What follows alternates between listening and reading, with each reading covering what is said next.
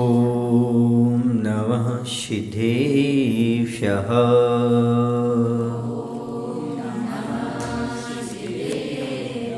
ॐ नमः सिद्धेभ्यः।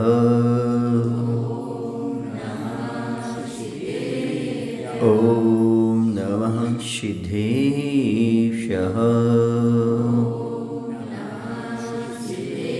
यस्य स्वयं स्वभावाप्ति रभावेकस्नकर्मिणः तस्मै संज्ञानरूपाय नमोस्तु परमात्मने। नमोस्तु परमात्मने।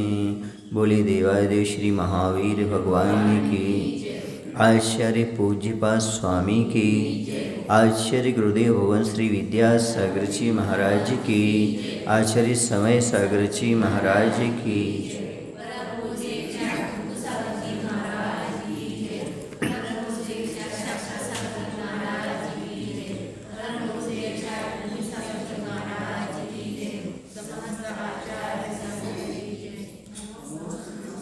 स्वर्ग का वर्णन चल रहा था।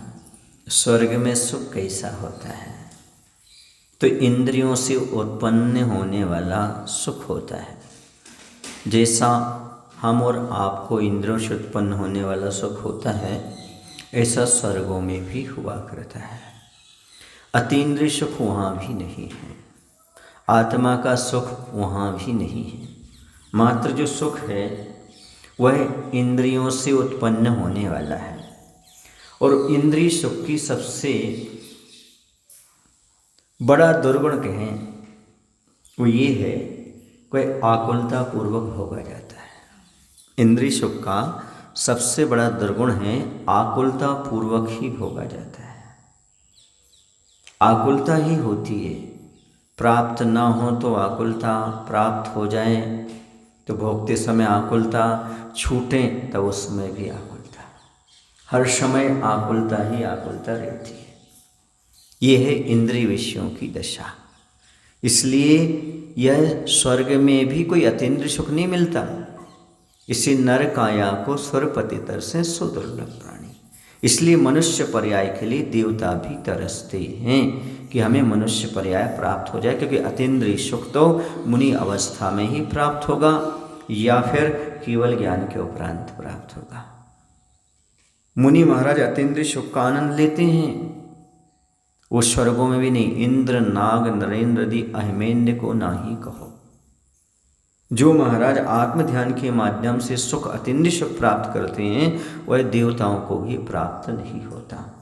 इसलिए देवताओं का सुख भी क्षणभंगुर कहा है, आकुलता वाला कहा है, क्योंकि हिसिकज मनातंकम, वह इंद्रियों से उत्पन्न होने वाला है और आतंक से सहित है। ये बात अलग है, दीर्घ काल तक रहने वाला है, एक सा रहने वाला है, कोई परिवर्तन होने वाला नहीं है, लेकिन है तो इंद्रिय जन्य ही, ये तो निश्चित है। अब आगे कहते हैं, इतनी सारी बात होने के बाद कि देवों का सुख सिद्धों के सुख की अपेक्षा कैसा है, या वहाँ का सुख वास्तव में है कि दुख भी है, कि एक अंदर की कल्पना है।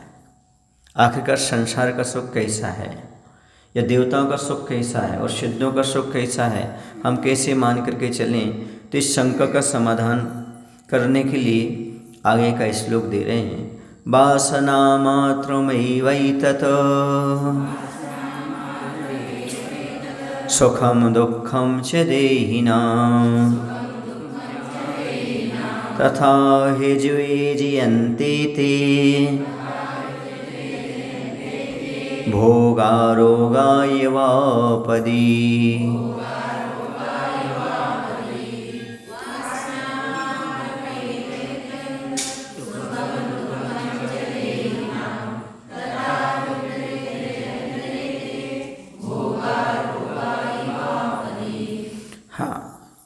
अब संसार का सुख कैसा है? तो देही नाम, देही नाम माने देह को धारण करने वाले संसारी प्राणियों को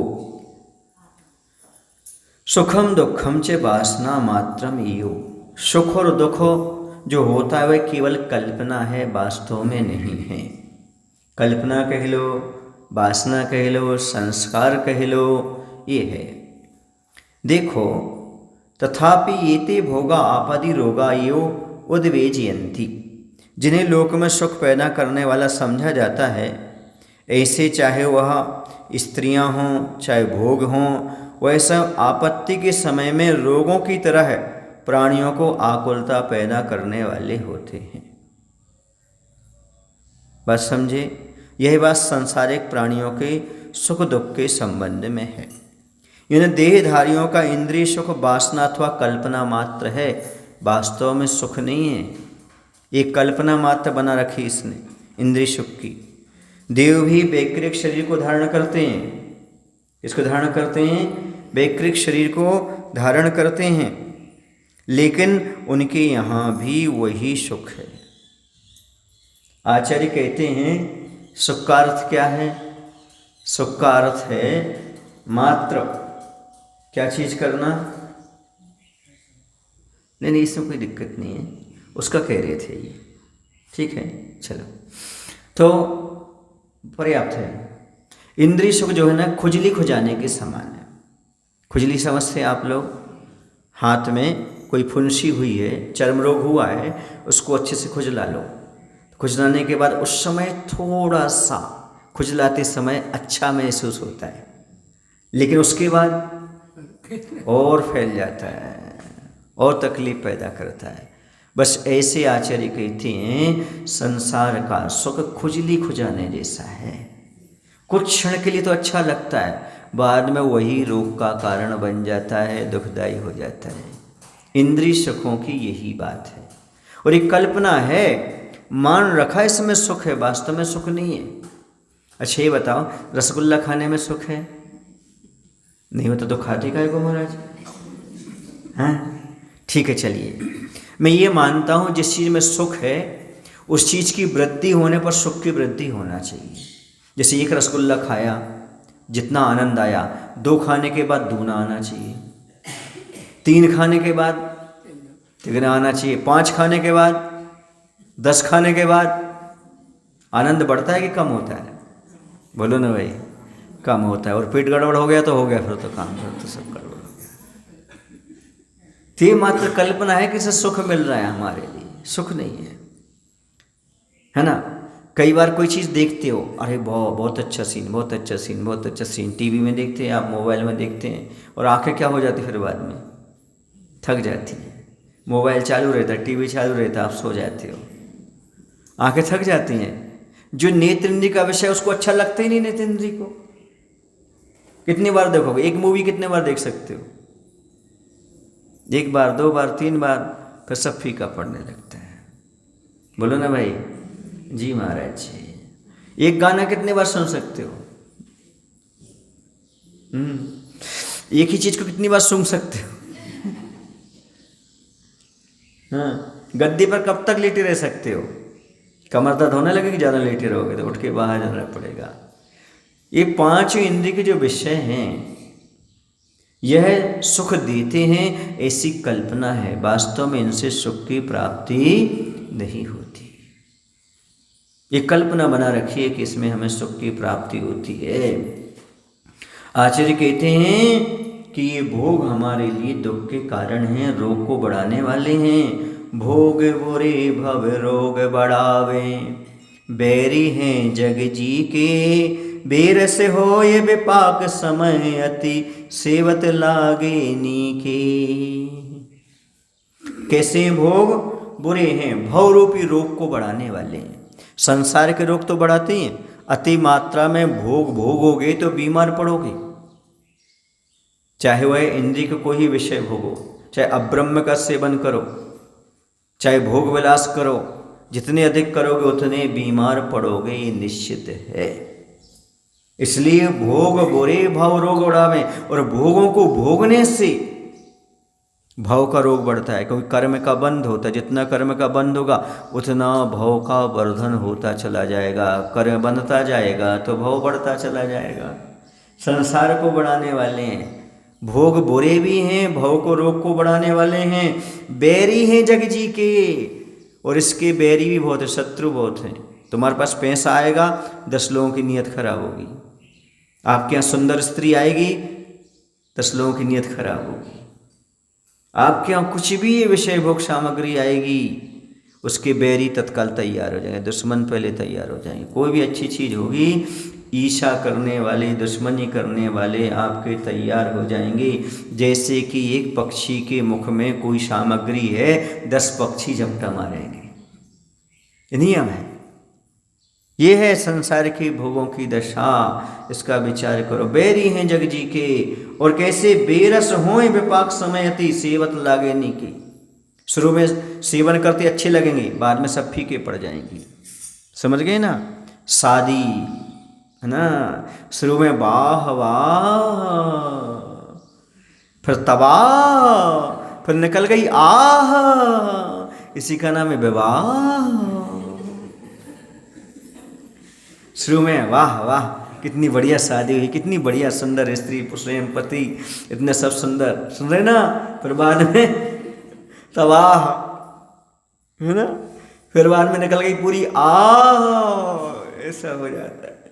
ये है, कहने को है, ये कुछ क्षण के लिए अच्छे लगते हैं, सेवन करते समय अच्छे लगते हैं, लेकिन बाद में सब बेरस हो जाते, फीके फीके लगने लगते हैं। ये देखो सब बैठे हुए हैं, ये सब विषय भोग भोग करके बैठे हैं, सबको मालूम है सब फीके हो गए, कोई मतलब नहीं है।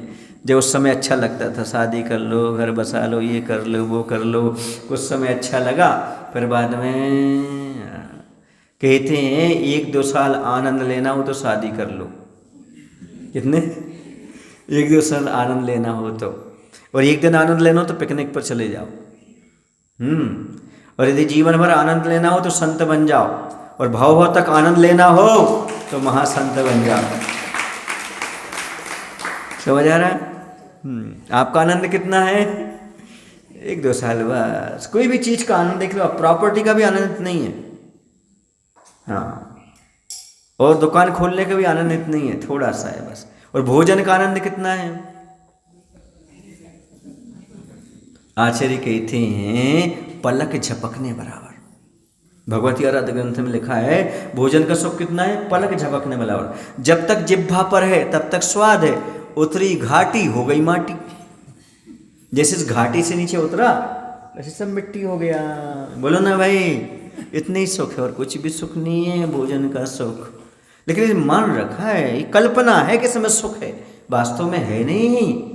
और यदि ज़्यादा खा लिया स्वाद के चक्कर में तो फिर मम्मी पेट में दर्द हो रहा है, जीजू काट रहे हैं, ये समस्या हो रही, वो समस्या हो रही, कितनी समस्या बढ़ जाती है। बोलो ना, ये सब मात्र कल्पना है कि संसार में सुख है, इनमें कहीं सुख नहीं है।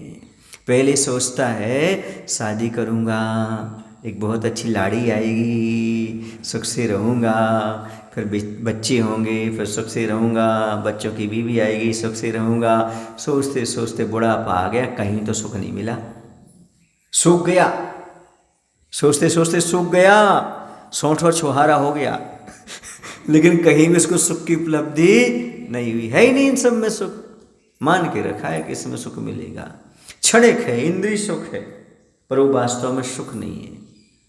विषय भोगने के बाद जब शरीर लस्त पड़ जाता है, आचार्य कहते हैं, तो उसे लगता है मैंने गलती क्यों कर ली, मैंने स्त्री का प्रसंग क्यों कर लिया, मैंने ये भोग क्यों कर लिया। देखो तब शरीर नष्ट हो गया, वीर नष्ट हो गया, मेरा शरीर जो है ना सुस्त पड़ गया है, अब कल नहीं करूँगा। लेकिन जैसे ही भोजन करता है पट्ठा, फिर एनर्जी आती है, फिर शाम को ही करना तैयार हो जाता है।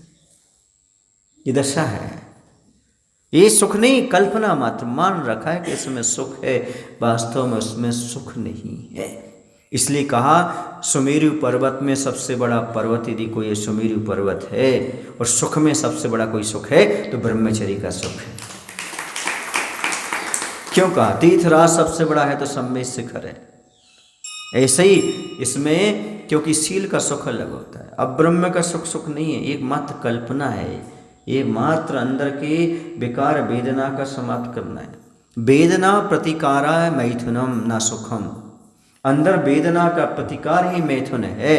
अब ब्रह्म की क्रिया है, ये सुख नहीं है, ये मात्र वेदना का प्रतिकार है। जो अंदर वेद करे में कोई जैसे वेदना हुई, उसका प्रतिकार कर दिया, उसमें सुख नहीं है। और दुर्बलता आती, निर्बलता और आती, रोग और घेरते हैं। डॉक्टर मना करता है, भैया अति मत करो वरना फिर बीमार पड़ जाओगे, खाट से नहीं उठ पाओगे। ये दशा हो जाती। इसलिए ये सुख मात्र कल्पना है। कैसी कल्पना है? एक एग्जाम्पल देता हूँ आपके लिए, क्योंकि आप एग्जाम्पल के बिना समझते नहीं हैं। एक बार की बात है, देखो कैसे सुख दुख पैदा होते हैं और कैसे समाप्त होते हैं। कल्पना में ही पैदा होते हैं, कल्पना में ही समाप्त होते हैं। एक सेठ जी थे, उनकी एक लाल कलर की कार थी। लाल कलर की कार थी। उनके 2 बच्चे थे। वो थोड़े थोड़े कार चलाना सीखे थे, लेकिन जैसे उनको अवसर मिलता था, सेठ जी घर में नहीं रहते तो कार निकाल कर घूमने निकल जाते थे। पिताजी को बड़ी चिंता रहती थी, अब इनको अच्छे से कार चलाना आया नहीं है और ये कार अपने आप निकाल कर घूमने चले जाते। एक बार ऐसा हुआ कि बच्चे कार लेकर चले गए। कार लेकर चले गए और सेठ जी कहीं दूसरी जगह थे। उनके यहाँ फ़ोन आया, एक लाल कलर की कार का एक्सीडेंट हो गया है और एक बच्चा मर गया है। अब सेठ जी सेठानी गाफिल, सेठानी तो मूर्छित हो गई। सेठ जी दौड़े दौड़े गए, वहाँ पर पहुँचे, लेकिन जहाँ एक्सीडेंट हुआ था ना, तो वो जो खाई में गिरी थी वो कार, बाहर एक नेम प्लेट पड़ी थी जिसमें नंबर लिखा था। उसने देखा, अरे ये नंबर मेरी गाड़ी का नहीं है। आंसू पहुँच दिए। अभी तक आंसू बह रहे थे, आकुल व्याकुल हो रहे थे। घटना में कोई अंतर नहीं आया, लेकिन मत इतना मालूम पड़ गया कि ये मेरी कार का नंबर नहीं है। घटना जो कहते हो, घटना से दुख नहीं हुआ, कल्पना से दुख हुआ। उसने कल्पना कर रखी कि मेरी कार है, मेरे बेटे, और जैसे अंदर गया देखा कार मेरी नहीं है, बेटी भी मेरी नहीं है, खुशी खुशी बाहर आ गया। अब बताओ घटना घटी कि नहीं घटी? घटना से दुख हुआ कि कल्पना से हुआ? ये मेरा है, ये कल्पना ही है। ये तेरा है, ये कल्पना है। घटना वही घटी है, दुखद घटना घटी है, बेटे की मृत्यु हुई है, कार का एक्सीडेंट हुआ, पर उसमें मेरापन नहीं है। समझ आ रहा है आपको? बस इसी का नाम आचार्य ने कहा कल्पना मात्र वही वही सुखम दुखम च देहिनाम। वासना मात्र वही तत्व, ये मात्र वासना है, कल्पना है। वास्तव में संसार में कोई सुख दुख है ही नहीं। आदमी ने मान रखा ये मेरा है, सो सुख दुख है। अब देखो कोरोना में कितने लोग गए, बहुत सारे, लेकिन दुख किसका हुआ? जिससे हमारा संबंध था, जिससे परिचित थे। बाकी लाखों लोग चले गए, कोई अंतर नहीं पड़ता था। लोग टीवी मोबाइल चालू करते रहते, भोजन करते रहते थे, वहाँ पर वो लाश समेटते रहते थे लोग। यहाँ कोई अंतर नहीं, क्योंकि हमारा रिलेशन नहीं ना उनसे, कोई संबंध नहीं ना उनसे। तो क्या है संसार? कल्पना मात्र है। तो हम समेट कर रह गए। जिन जिन से राग राग है, उनका कुछ हुआ तो रोने लगे, उनका अच्छा हुआ तो खुश होने लगे। दुनिया में तो कितना क्या हो रहा है। ये मात्र कल्पना बना रखी है, ये मोह का परिणाम है कि इस प्रकार का लगता है। ये कोई वास्तविकता नहीं है। वास्तविकता के धरातल पर नहीं हो तुम। तुम्हारी आंखों में आंसू कब आएंगे? जब किसी से अटैचमेंट होगा तब। उसके बिना आपको आ ही नहीं सकती। ये कल्पना है। क्या है ये वास्तविकता नहीं है। ये सुख दुख मात्र कल्पना में बना रखे। ये मेरा है, ये तेरा है, ये ऐसा है, वैसा है। और सही बताए, ना कोई तेरा है ना कोई मेरा है। चिड़िया रेन बसेरा है। कौन कब आया, कौन चला गया, ये तो सब चलता रहता है। पर एक हमने एक कल्पना बना रखी है, मैं और मेरापन। जब तक मैं और मेरापन रहेगा तभी तक ये सुख दुख है, और मैं और मेरापन गया तो सुख दुख समाप्त। कुछ भी नहीं है। ये एक मान्यता पर आधारित है। वज्र अग्नि, और कहते हैं वज्र अग्नि विष से विषधर से ये अधिक दुखदाई, धर्म रतन के चोर चपलती दुर्गति पंथ सहाई। ये वज्रपात होता ना, वज्रपात टुकड़े टुकड़े पहाड़ के हो जाते हैं। अग्नि जला देती है, विष क्या करता है? मार देता है। लेकिन इससे भी अधिक दुख देने वाले विषय भोग। वज्र से भी, अग्नि से भी, विष से भी, विषधर से भी खतरनाक क्या है? ये पंचेंद्रिय के विषय हैं। वो क्या करते हैं? धर्म रतन की चोर चपल थी, वो धर्म रूपी रतन को चुराने वाले हैं। ये विषय किसको चुराते हैं? धर्म रूपी रत्न को चुराने वाले हैं और दुर्गति पंथ सायो दुर्गति में ले जाने वाले हैं। अच्छा आदमी धर्म क्यों नहीं करना चाहता? पंचेंद्रिय के विषयों में पड़ा हुआ है। कहीं ना कहीं बार इसी तो उसको अभिषेक को समय नहीं मिलता, पूजन को समय नहीं मिलता, प्रवचन को समय नहीं निकलता, कहीं ना कहीं पंचेंद्रिय के विषयों में फंसा हुआ है। इसलिए धर्म उसका चुरा ले गए। वो विषयों को भोगने गया, धर्म समाप्त। समझ लो, विषय भोगने गए और तुम्हारे यहाँ चोर ने अटैक किया, और चोर ने अटैक किया तो गया आपका क्या चला गया? आपका धर्म गायब हो गया। जब भी विषयों को भोगने जाओगे तब समझ लेना कि आपका धर्म गायब होगा। जब भी विषय भोग करोगे तब तुम धर्म से दूर जा रहे हो, ये याद रखना। पंचेंद्रिय के कोई विषय में तुम आसक्त होगे, नियम से तुम्हारा धर्म समाप्त। उस समय आप धर्म से दूर हट जाएंगे। जब भी पंचेंद्रिय विषय की ओर जाएंगे तो ये नियम, शरीर से राग, आत्मा में दाग। शरीर से जैसे राग रखोगे वैसे आत्मा में दाग पड़ेगा, कर्म का बंध होगा। कर्म के बंध से आप बिल्कुल नहीं बच सकते। इसलिए पंचेंद्रिय भोगों को ये सब कल्पना समझो, कुछ नहीं है। हाँ, रोना धोना ये सब कल्पना के आधार पर है, वास्तव में कुछ रोना धोना नहीं है। ये तो संसार के सुख आना जाना लगा हुआ है। इस प्रकृति को जो समझता है वो जानता है कि पंचेंद्रिय के विषय कर्म का बंधन कराने वाले हैं। किसका बंधन कराने वाले हैं? कर्म का बंधन। कर्म परिवश्य शांति दुख निरंतर तो दे पाप बीजे सुखी नास्ता। पाप के बीज हैं पंचेंद्रिय के विषय। किसके हैं? पाप के बीज हैं। पंचेंद्रिय विषयों को भोगने जाओगे उसी समय पाप का बंध हो जाएगा और दुर्गति पंथ साई दुर्गति में ले जाने वाले हैं। ऐसा जो चिंतन करते हैं वही वास्तव में इस पंचेंद्रिय विषयों को छोड़ करके व्रतों को ग्रहण करते हैं। ये कल्पना मात्र चल रही है। भगवती आराधना ग्रंथ पढ़ रहे थे तब उस समय लिखा, यहाँ पर लिखा है सुख दुख दोनों कल्पना मात्र है, क्योंकि ये अध्यात्म ग्रंथ है। कौन सा ग्रंथ है? अध्यात्म ग्रंथ में सुख को भी कल्पना कहा, दुख को भी कल्पना कहा, क्योंकि ये हमारी मान्यता पर डिपेंड है। लेकिन जब वैराग्य दिलाना हो तो भगवती आराधना ग्रंथ में थोड़ा इससे पृथक लिखा है। उसमें लिखा है संसार में सुख तो कल्पना है लेकिन दुख वास्तविक है। क्या लिखा उसमें? संसार में सुख तो कल्पना है, सुख है ही नहीं, लेकिन दुख वास्तविक है। ये क्यों बताया? क्योंकि वैराग्य दिलाने के लिए। यदि दुख को कल्पना कह दिया जाए तो आदमी को वैराग्य नहीं आएगा। नहीं, दुख वास्तविक है, दुख तो भोगना ही पड़ता है। सुख कल्पना है, जिसे हम सुख मान रहे हैं वो सुख नहीं है, वो सुखावास है। लेकिन दुख तो वास्तव में प्योर दुख है। नरकों में कैसा दुख है? प्योर दुख। एक क्षण के लिए भी वहाँ सुख शांति नहीं। बताते हैं जब तीर्थंकर का जन्म होता है तब एक क्षण के लिए नरकों में भी शांति होती है, एक क्षण के लिए। ऐसा बाकी मार काट मार काट मार काट। इसलिए संसार में कहीं भी सुख नहीं है, सब जग देखो छान। कहूँ न सुख संसार में, सब जग देखो छान। दाम बिना निर्धन दुखी, तृष्णा अवस्थनवान। और 1 करोड़ की लॉटरी खुल जाए भगवान, इसी में पड़ा है। बिल्कुल यही दशा है और कुछ नहीं है। तो ये वास्तव में संसार में दुख के अलावा कुछ है नहीं, ये मान्यता है इसकी। हाँ, तुम्हारी भावना सुना दी मैंने, बोलता तो है दाम बिना निर्धन दुखी, तृष्णा बस धनवान, लेकिन भावना से क्या करता भगवान से? 1 करोड़ की लॉटरी खुल जाए भगवान। वो ये कहता है भगवान दुखी तो सब हैं, तो हम 1 करोड़ लेके दुखी हुए ना। अच्छा, ये लॉटरी अलग है, वो लॉटरी अलग है। धर्म की लॉटरी खुलना अलग है और कर्म की खुलना अलग है।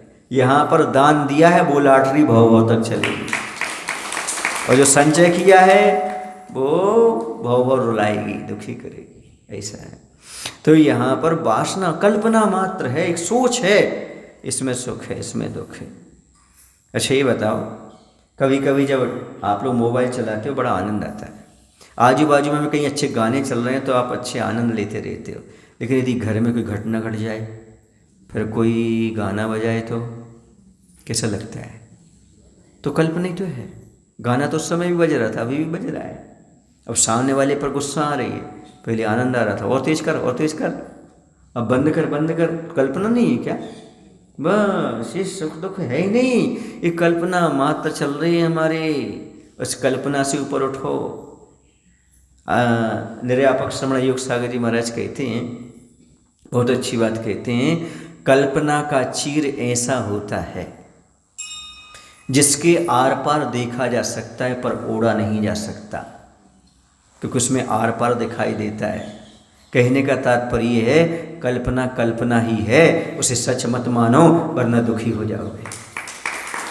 कल्पना को कल्पना तक ही रहने दो, उसे अंदर के मानोगे तो दुखी हो जाओगे आप। इसी जो सब मान रहे हो नहीं कल्पना है, इसको दिल से मत लो, दिल से लोगे दुखी हो जाओगे। नहीं, ये तो होना है, होता है, चलता रहता है ऐसा। डोंट माइंड इट, इसे दिमाग में मत लो, तभी ये हो सकता है। दिमाग में लोगे तो आप गाफिल हुए बिना नहीं रह सकते। ये सब कल्पनाएं चल रही हैं, ऐसा है वैसा है, ऐसा है वैसा है। जब तक ये कल्पनाएं चलती रही तभी तक होता है, बाकी कुछ भी नहीं। समझ में आ रहा ना? ये कल्पना है। क्या कल्पना है? मैं राजा बनूंगा, मैं ये करूंगा, मैं वो करूंगा, ये करूंगा, वो करूंगा, मैं मरूंगा मरूंगा, ये भूल जाता है। मैं सोने के महल बनाऊंगा, मैं ऐसा करूंगा, वे सोचता ही रहता है वो रात दिन, ये कल्पनाएं करता रहता है। क्या है? एक बार बहुत सारे बच्चे बैठे थे, वो इंटरव्यू देने जा रहे थे। मैंने कहा तुम लोग का इंटरव्यू मैं लूँ, यदि इसमें पास हो गए तो इंटरव्यू में पास हो जाओगे। मैंने कहा ये बताओ, यदि आप लोग 10-5 विद्यार्थी एक कक्ष में बैठे हैं, मान लो, कल्पना करो उस कक्ष में आग लग जाए और दरवाज़ा कोई बाहर से बंद करके गया हो, पानी वहाँ पर बिल्कुल भी ना हो, है ना? फिर आप बचेंगे कैसे? उस आग से बचेंगे कैसे बताओ? एक भी लड़का जवाब नहीं दे पाया। बताओ कैसे बचेंगे वैभव भाई? अरे कल्पना ही तो कर रहे, कल्पना करना बंद कर दो, बच जाओगे। आग थोड़ी लगी वहां। हे बब्बात्माओ कल्पना करना ही तो बंद करना है, आग थोड़ी लगी है। समझ में आ रहा है आपको? नहीं है तो इतना जवाब देना था, कल्पना करना बंद कर दो, बच गए। यही संसार। अब तुम तो सही में घूम गए, ऐसे घूम रहे हैं संसारी प्राणी, इसी चीज को समझ रहा है। मान लो अपन 8-10 एक कमरे में बंद हैं, कल्पना करो, है ना, और वहां पर आग लगी हुई है, आग बाहर से कोई दरवाजा बंद कर दिया तो आग से कैसे बचेंगे अपन? कल्पना ही तो कर रहे थे, कल्पना करना बंद कर दो, आग से बच जाओगे। बस इसी प्रकार से संसार की दशा है, एक कल्पना मात्र है, मान रखा है अपन ने, इसलिए वो हम ऐसा कैसे करेंगे, आग कैसे बुझाएंगे, पानी भी नहीं, ये भी नहीं, है ही नहीं, आग कहाँ बुझाना और कहाँ करना, कल्पना मात्र है। इतना दिमाग जाए तब तो फैक्ट्री में हम तुम्हें रखें, वरना हम इंटरव्यू में फेल करके बाहर कर देंगे, हमारे काम के लिए हुआ। ऐसे कल्पना, ये मेरा मकान है, मेरे बेटे हैं, ये मेरा परिवार है, मेरा ऐसा है, ये सब कल्पना है। करना बंद करो तो दुख समाप्त, चिंता समाप्त। कोई मेरा नहीं, मेरी आत्मा है, मैं मात्र कर्तव्य करता हूँ, जितना बन जाए सो बन जाए, नहीं बन जाए तो ठीक है, मैं कर्तव्य से पीछे नहीं हटूंगा, लेकिन मैं चिंता करूंगा नहीं, चिंतन करूंगा, विकल्प नहीं करूंगा। सीधी सी बात, ये कल्पना है। जितना मेरा कर्तव्य कर रहा हूँ, बन जाएगा बन जाएगा, निर्विकल्प हो जाओगे आप। लेकिन नहीं, तनाव, रात दिन तनाव, झुर्रियाँ पे झुर्रियाँ पड़ती जा रही। बेटी की चिंता है, बेटे की चिंता है, इनकी चिंता है, उनकी चिंता, चिंता में तुम्हें चिंता निकल जा रही। अरे क्या कल्पना कर, जितना बनता कर रहे, कर्तव्य है अपना करते जाओ। चिंता चिंता चिंता चिंता चिंता था, चिंता था, एक खाना हो गया ना, वो चिंता करते जाओ तुम लोग, और कुछ नहीं करो। उससे क्या मिलने वाला है चिंता करने से? क्या चिंता किसी समस्या का समाधान है क्या? चिंता स्वयं समस्या है, वो समाधान कहाँ से लाएगा? इसलिए मैं बहुत अच्छी बात कहता हूँ, जब घटना है, अभी से चिंता करके क्या करोगे तुम? जब पानी गिरना है, अभी से छाता लेके क्या करोगे? तो 2 पंक्ति लिखी मैंने, चिंता पर चिंतन करो, चिंता बड़ी बलाय, और बारिश के पहले नहीं छाता लियो उठाए। चिंता पर चिंतन करो, चिंता बुरी बलाए है, और बारिश के पहले छाता लेके खड़े मत हो, अभी आने तो दो बारिश। छाता रखो पर तान के खड़ा मत करो। समझ आ रहा है ना आपको? बस यही होता है जब जैसी घटना घटना, लेकिन बिल्कुल आदमी सूख रहा है। किस में सूख रहा है? उससे ऐसा होगा, ऐसा होगा, ऐसा ऐसा ऐसा, होना कुछ नहीं, कल्पना मात्र। मैं अपनी बात बताऊं, अब दुनिया को उपदेश देता हूं, पर खुद भी कभी कभी कल्पनाओं में कैसे गाफिल होता हूं, क्योंकि दूसरों को उपदेश देना सरल है, कल्पना इतनी कर ली जाती है जिसकी कोई सीमा नहीं। हालांकि ये कल्पना हमारी सार्थक थी, ऐसी नहीं थी कि कोई निरर्थक थी, फिर भी कल्पनाएं कैसे कर ली जाती हैं। भागवत तीर्थ में थे उस समय, तो हमारा स्वास्थ्य भी खराब था। अचानक आचार्य ने सुबह सुबह याद कर लिया, कुंतुसार को भेजो। अब दुखी से उन्हें आचार्य ने क्यों बुलाया, क्या कारण है, क्या हो सकता है। एक ही डर रहता था, कहीं आचार्य बाहर ना भेज दे, समझे ना, स्वास्थ्य की वजह से, और कुछ ऐसा डर नहीं रहता था। पहुँचे डरते डरते आचार्य, बस कल्पना बहुत कर ली थी। पहुँचे, नमोस्तु आचार्य, नमोस्तु आचार्य जी, आपने याद किया? हाँ मैंने याद किया है तुम्हारे लिए, देखो ये ग्रंथ आया है और तुम्हारी पढ़ने की भावना बहुत रहती है, ये ग्रंथ ले लो, इसको पढ़ना, स्वाध्याय करो। और आशीर्वाद दे दिया, हम चले गए। कल्पना कैसी थी क्या पता, आज ने क्यों बुलाया, क्या था, और आशीर्वाद दे के स्वाध्याय ग्रंथ दे करके और भेज दिया। कल्पना इतनी बड़ी हो गई, इसलिए कहते हैं घटना उतनी खतरनाक नहीं होती जितनी कल्पनाएं खतरनाक होती हैं। घटना सहज होती है, लेकिन कल्पनाएं बहुत सारी कर ली जाती हैं। भैया हमसे कोई गलती तो नहीं हो गई, कहीं क्या हो गया, गुरु महाराज ने क्यों याद किया, है ना, ऐसी बहुत सारी बातें होती हैं, लेकिन कल्पना हो जाती है, लेकिन घटना इतनी खतरनाक नहीं होती। इसी प्रकार से जब कोई भी उत्तम कार्य करते हो, उत्तम, हाँ ऐसा कैसे होगा, ऐसा कैसे आएगा, इतना ऐसा होगा, चिंता मत करो, सब होता जाएगा, एक के बाद एक के बाद एक, सब अच्छा होता चला जाएगा। कल्पनाएं करते हैं तो बहुत दुख नजर आता है, और कल्पना नहीं करो तो कुछ नहीं है, सब बढ़िया है, सब बढ़िया है, सब बढ़िया है, ऐसा होगा, ऐसा होगा। तो इस संसार का सुख दुख कैसा है? कल्पना मात्र है, वास्तव में कुछ भी नहीं है। इस चीज़ को यदि हम मान करके चलते हैं तो ही हम आनंद का अनुभव कर सकते हैं, वरना ये सब ऐसे हैं। सिद्धों का सुख कैसा है? उनके सुख की तो कल्पना ही नहीं कर सकते। यहाँ की कल्पना ही कर रहे हो तो वहाँ की कल्पना नहीं कर सकते, दोनों। और जहाँ कल्पना नहीं होती वहीं सुख होता है, और जहाँ कल्पना है वहीं पर दुख होता है। इसलिए सिद्धों का सुख कैसा है? कल्पना रहित है, ऐसा आनंद होता है। इसलिए समझो देहधारियों का सुख, इसके साथ ही यहाँ पर देवों की स्थिति भी ऐसी है। देवताओं को मरण के समय जो दुख होता है उसे कहा नहीं जा सकता, और देव गति में सबसे बड़ा दुख है उनको मरण का ज्ञान हो जाना। अब मुझे 6 महीने बाद मरना है, ये देवताओं को ज्ञात होता है तो बहुत दुखी होते हैं, और लोभ कषाय बहुत रहती वहाँ। सबसे बड़ा दुख होता है वहाँ ईर्षा जन्य स्वर्गों में। देखो ये मेरा नौकर था, लेकिन इसने ईमानदारी के साथ धर्म का पालन किया, 100 रुपये 200 रुपये दान किए, लेकिन कोई अभिमान नहीं किया, कोई मायाचारी नहीं की, ऊपर के स्वर्ग में पहुंच गया। मैंने करोड़ों का दान दिया था, लेकिन मान के लिए दिया था, ऐसा किया था, आज देखो मैं नीचे वाला देव बना, इतना बड़ा बना हुआ है। उसकी अधीनता स्वीकार करना पड़ रही है। सुन रहे? वहाँ बहुत दुख है, और वहाँ पर ट्रांसफर नहीं है कि तुम्हारा डिमोशन प्रमोशन कर लो। जितनी आयु पर्यंत तक वो वैसे ही बनकर रहना पड़ेगा स्वर्ग में भी। अब अधिकार से जान लेता, वो भी जान लेता, ये भी जान लेता।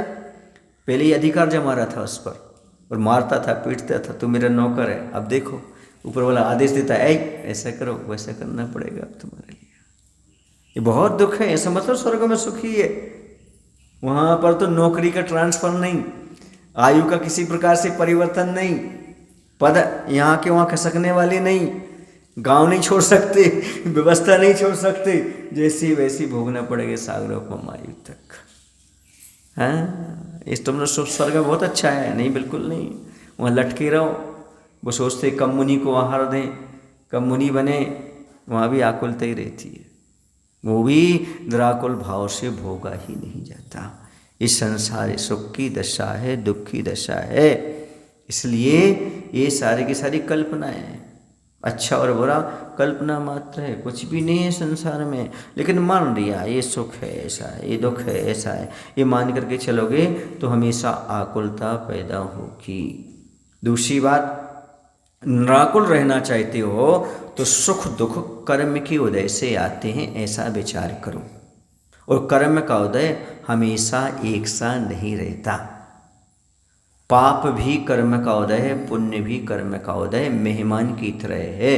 अच्छा मेहमान भी आता है, बुरा भी आता है, पाप का उदय भी आता है, पुण्य का उदय भी आता है। 2 दिन साता रखो, शांति रखो, चला जाएगा, चला जाएगा। इसमें समता आ जाएगी। दुख में भी आपके लिए आकुलता नहीं होगी, दुख में भी निराकुल परिणाम बना रहेगा, दुख में भी आप शांत बने रहेंगे। ये चिंतन करो, ये तो मात्र कर्म का उदय है। अशुभ कर्म का उदय है, चला जाएगा। शुभ कर्म का उदय है, चला जाएगा। कई लोग ऐसे होते हैं, बहुत दुखी होते हैं। ध्यान रखो, कई बार ऐसा होता है, अपने प्रिय का वियोग होना भी अच्छा होता है। कैसे होता है प्रिय का वियोग होना? प्रिय का वियोग हो सकता है और वियोग ना होता और बीमार पड़ जाता, जीवन भर वो दुखी रहता, तुम दुखी रहते। एक महिला थी, हैं अभी होंगी, तो उनकी पति से नहीं बनी, पति से नहीं बनी तो वो अलग रहने लगी। हमारे पास आके बहुत दुखी होते। हमने कहा ये समझो कि तुम्हें आत्मकल्याण का अवसर मिला है। पति से दूर रहना आत्मकल्याण का, पाप से बच गए। यहाँ ब्रह्मचर्य का पालन करो और अपना आत्मकल्याण करो। उसको अच्छी बात लगी, वो आचार्य के पास गए, उन्होंने व्रत ले लिया। क्या ले लिया? व्रत ले लिया। आचार्य ने उनको अच्छी अवस्था दे दी, आशीर्वाद दिया, सब कुछ किया। उन्होंने कहा महाराज जी आपने कहा था अच्छे के लिए हुआ, देखो ना हम यहाँ आकर के मोक्ष मार्ग पर अपना काम कर रहे हैं और अपना धर्म ध्यान कर रहे हैं, है ना। आरिकाओं का नाम तो नहीं खोलूँगा, कुछ आरिकाएँ ऐसी हैं उनकी शादी हो गई थी बचपन में। बचपन में शादी होने के बाद, है ना, शादी हुई, एक आध दिन रहे, पति का अवसान हो गया, है ना। अब वो यहाँ आकर के व्रत ले लिए, आरिका बन गए। अपने पति का वियोग होना, इनके लिए मोक्ष मार्ग मिलना है। पर आदमी इस चीज़ को समझता नहीं है, बस उसी में राग, बस उसी में मोह, बस उसी में घुसा रहता है, उसी में लगा रहता है।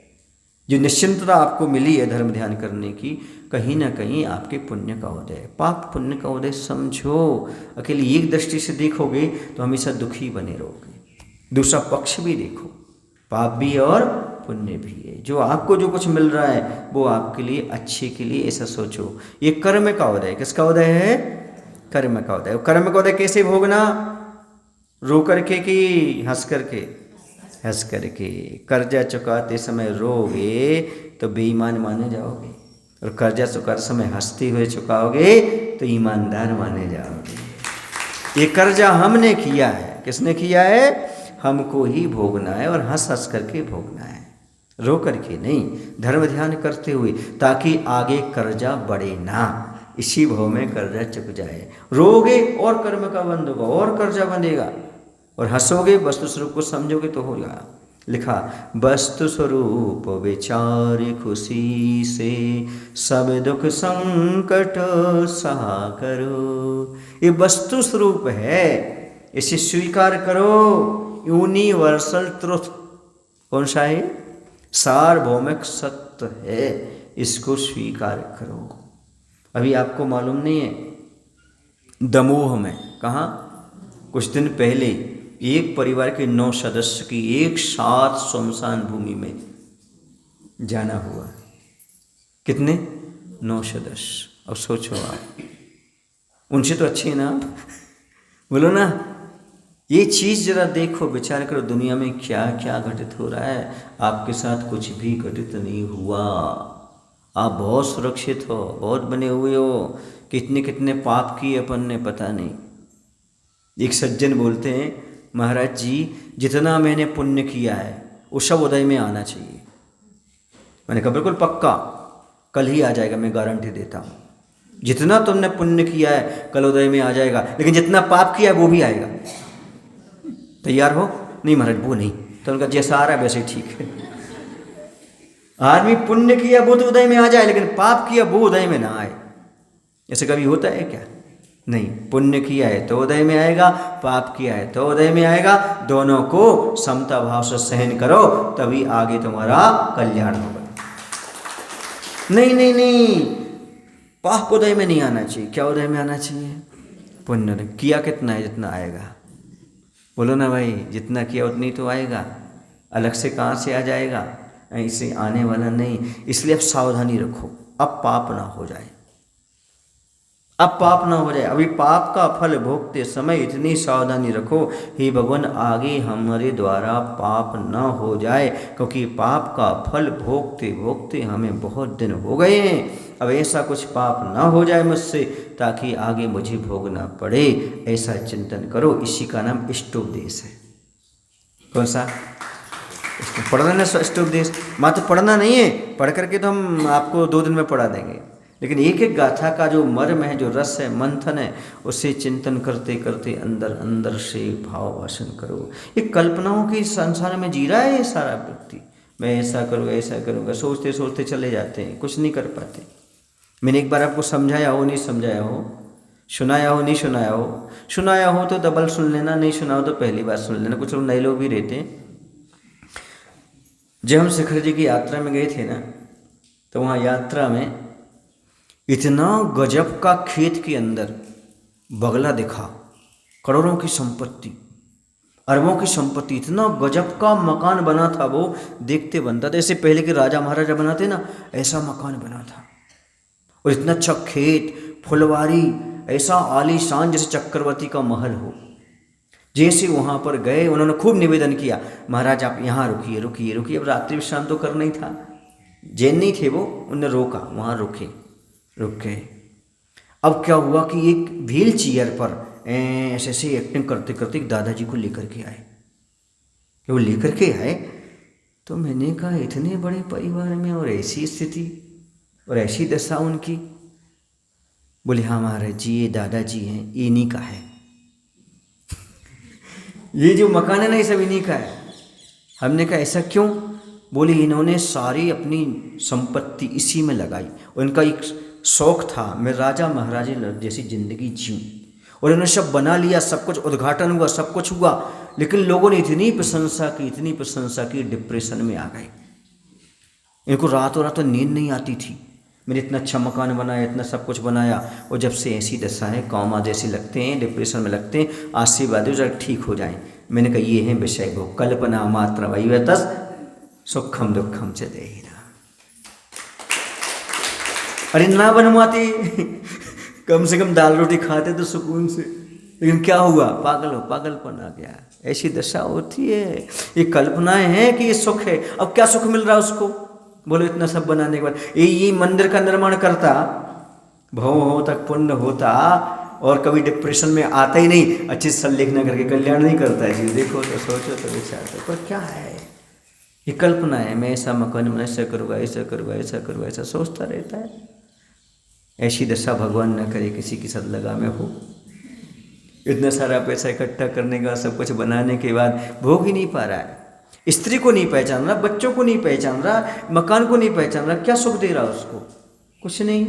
ऐसी दशाएं संसार में होती हैं। आप लोग अपने गांव में रहते ना, आपको नहीं पता, ये गाथाएं ऐसी उतरती हैं, हम लोग को मालूम पड़ता है। जो आचार्य ने लिखा है अक्षरशः सत्य है, पंचम काल में सब देखने को मिल रहा है। धन्य है ऐसे आचार्य जो अनुभव की बातें लिख गए और हमें बता गए। बोलो आचार्य पूज्यपाद स्वामी की जय, आचार्य विद्यासागर जी महाराज जी की जय। हे प्रभु, हम सभी को इतनी शक्ति, इतनी बुद्धि देने की कृपा करो, ताकि हम सभी लोग इस सुख दुख को कल्पना मात्र समझ करके अपने आत्म कल्याण में प्रवृत्त हो सकें। नमो शिवाय।